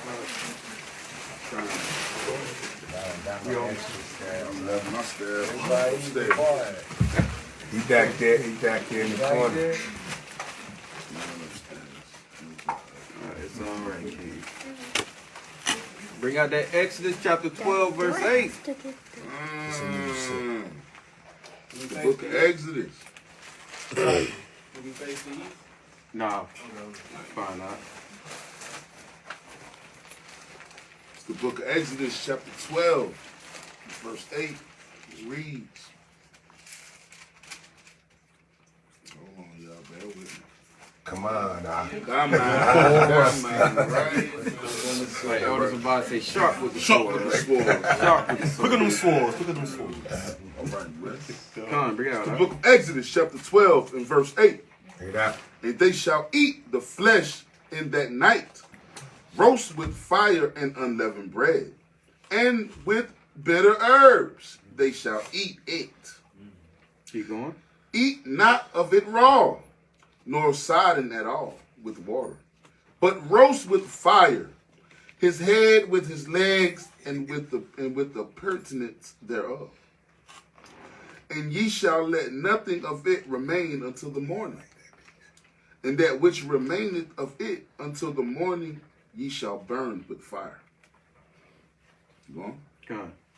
And thus shall ye eat it, with your loins girded, With your loins girded, Right? your shoes on your feet, with your shoes on your feet, and your staff in your hand. and your staff in your hand. And ye What's shall that say? eat it in haste. We'll eat it in what? In haste. In what? In haste. Keep going. It is the Lord's Passover. Says the Lord's Passover. Take a little bite of You going? Come on, so everybody, we're going to eat the lamb and the bitter herb together. it. Here, this. Son. Are we going to do 1, 2, 3? Eat the lamb and the bitter herb. Don't This is your eat bitter the herb. unleavened bread. Just the lamb and the bitter herb. Right. Come, eat it all. Hey. Eat your man. Put that in your mouth. And bite that. That's a little piece, bro. Put it in there with it. He said eat it together. Put it in there. Chew it up. Damn. Burning the hell out of my nose. Clean your nose. It tastes good, actually. Bitter herb. I love that shit out my nose. I see you there, Ryan. Oh,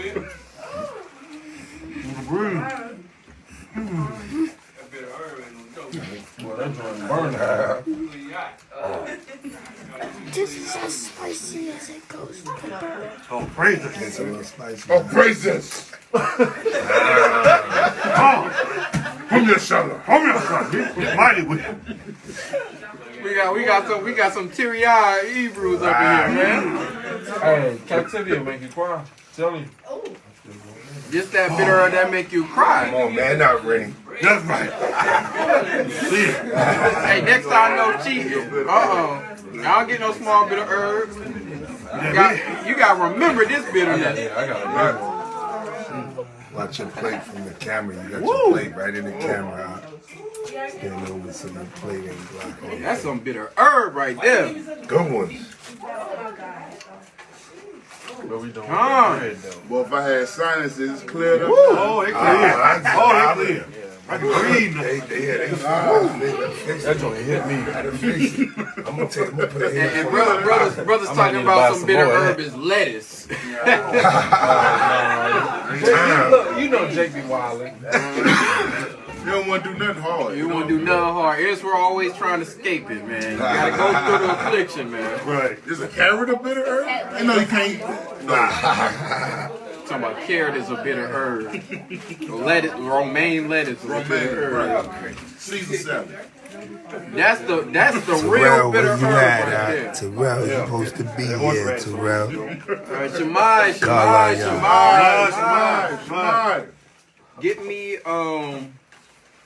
Give me Matthew 26 and start at verse 26. Now everybody take their unleavened bread and get their wine ready. Got your wine, got your bread, take both of them. That one like a verse pancake, King. Warm your shot. Take that one too. Now the real lamb is a Mashiach Yahawashai.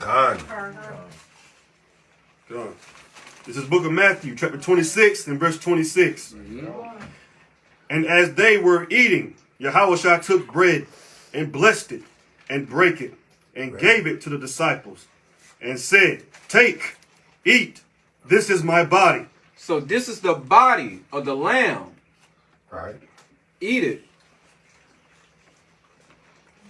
There you go.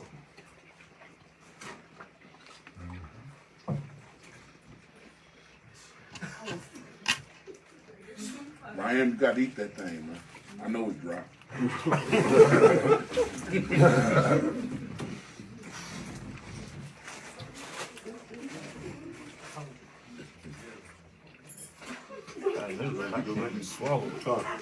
Verse 27. And he took the cup and gave thanks and gave it to them, saying, drink ye all of it. Take it down. This is the blood. Wait. Why are we drinking of it? Read the next verse, huh? For this is my blood of the New Testament. This is the blood of the Lord. Warm your shot. You want to say Thawadah Yahweh. The water. For giving his only begotten Son to forgive Israel of their transgressions and sins. Drink the wine.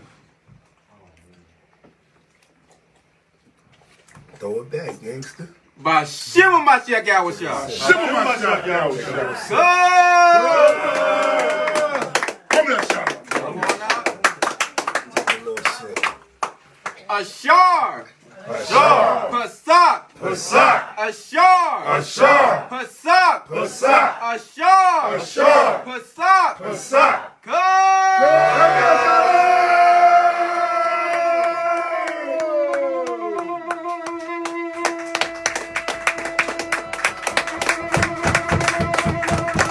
That's right. So everybody, that's the end of the ceremony. Y'all break bread, drink wine, be merry. Happy Passover 2023. We know it's the new year. All praises to the Most High. Sis and I will collect Yeah.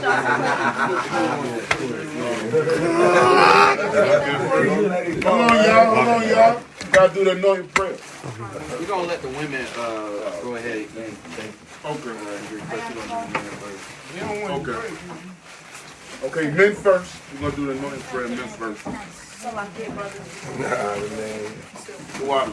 Akio, I need all the brothers, all the young men down here so we get the anointing prayer. Let's get your oil right here. Let's go over there.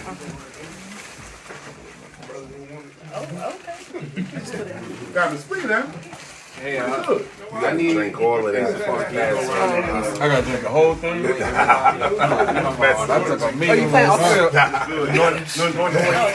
gotta keep the law. You gotta get married. That's it. You just touched them. You made me nervous. I'm like, oh shit, I gotta get the damn cup back.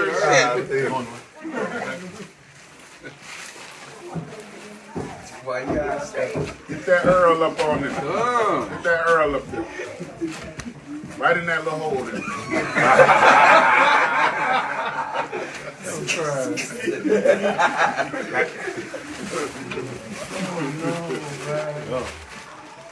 Right in that little hole at the top.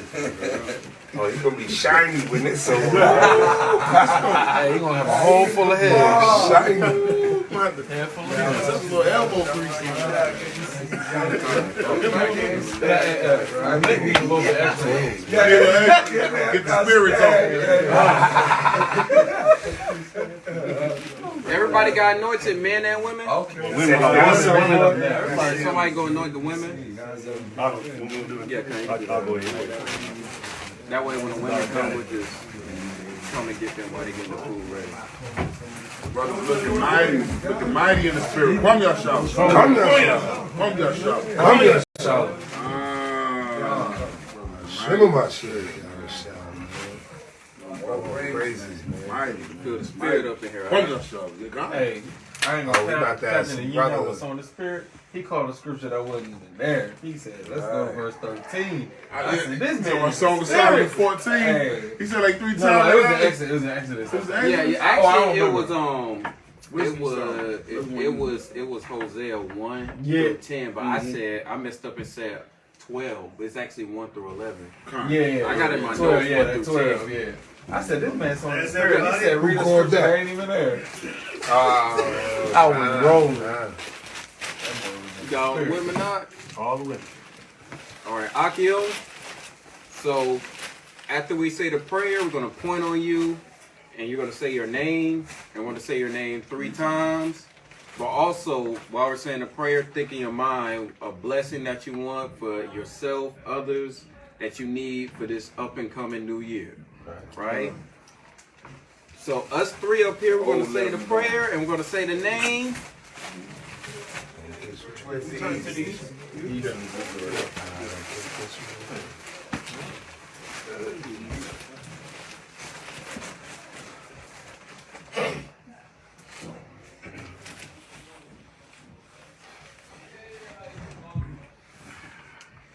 Ya Barak Yahweh.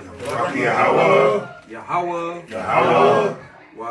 Wa Shamarka. Ya All Yahweh.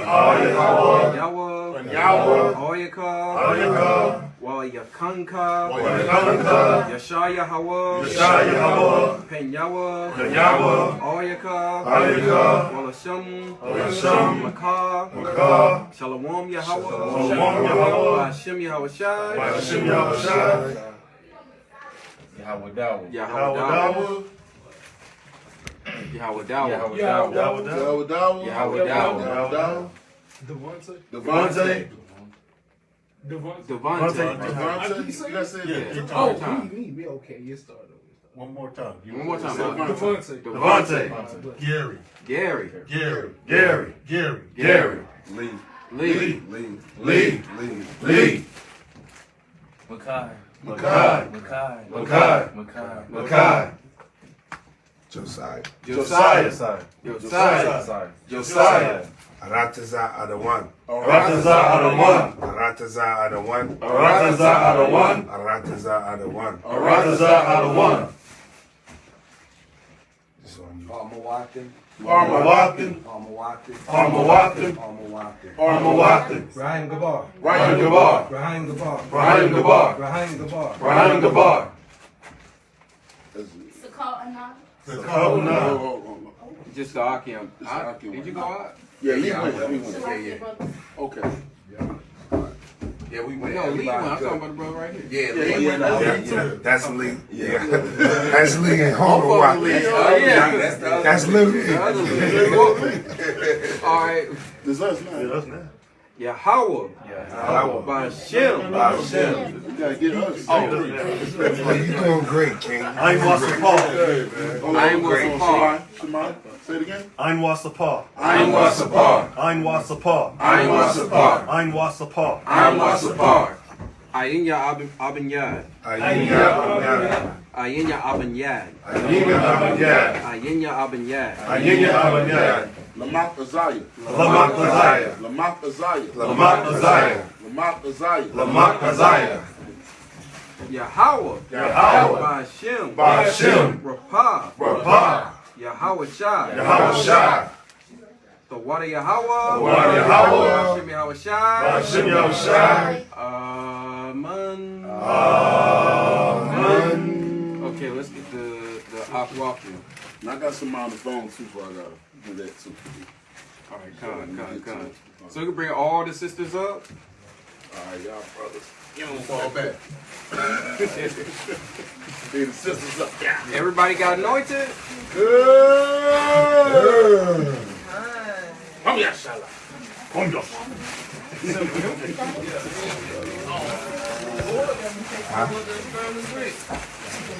said it was family.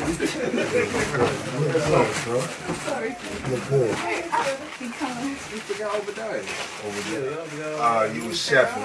You start with it. Cooking for y'all. No, don't try to cook nothing on the We're gonna do you after the winter. Some way it's gonna Say be. your name and you say it 3 times, right? I gotta keep watching your meat, y'all. Excuse me. I'm gonna come right back. We already know him. We're gonna do it right after. Yabaraki Yahweh. Yabaraki Yahweh. Washamarka. Washamarka. Ya'al Yahweh. Ya'al Yahweh. Panyawa. Panyawa. Oyaka. Oyaka. Wayakanka. Wayakanka. Shah Yahweh. Shah Yahweh. Panyawa. Panyawa. Oyaka. Oyaka. Washam. Washam. Waka. Waka. Shalom. Shalom. Yahweh. Yahweh. Bashem. Bashem. Yahweh Shai. Yahweh Shai. Raina. Raina. Raina. Raina. Raina. Raina. Yolanda. Yolanda. Yolanda. Yolanda. Yolanda. Yolanda. Yabana. Yabana. Yabana. Yabana. Yabana. Yabana. Salakana. Salakana. Salakana. Salakana. Salakana. Salakana. Salak. Salak. Let's say it again. Salak. Salak. Salak. Say it again. Salak. Brooklyn. Brooklyn. Brooklyn. Brooklyn. Symphony. Symphony. Symphony. Symphony. Symphony. Symphony. Linda. Say your name. Linda. Linda. Linda. Barak Rapah. Barak Rapah. Bashem Yahweh. Bashem Yahweh. I said the wrong name. I said her name on accident. It's really close. Mine is Sakal Anah. Okay. Sakal. Call Anna. Well, say your name. Sakal Anah. Sakal Anah. Sakal Anah. Sakal Anah. Sakal Anah. Sakal Anah. Yahweh. Yahweh. Bashem. Bashem. Yahweh Shai. Yahweh Shai. Man.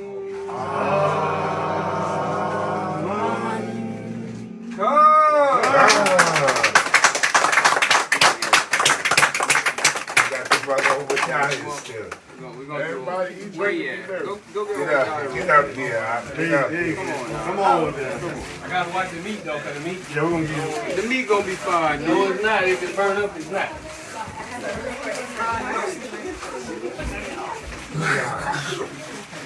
Oh yeah, I know you can. Choke somebody up. Man, forget about you, all you want that special blessing, nah. All the blessing goes straight. You always get special. That's right.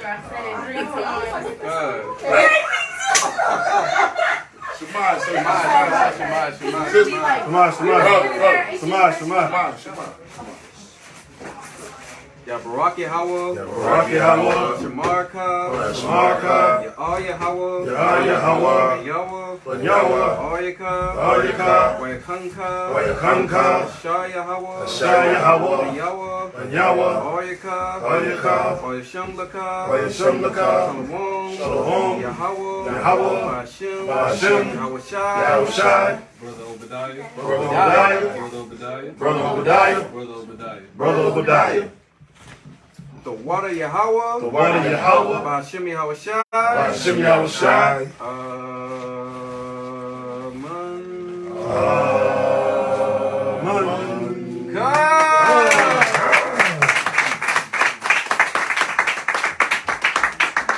Yeah, eat, drink, and be merry.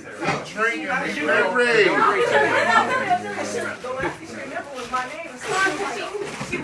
Man, we gotta get a clip though. We gotta get put in these garments.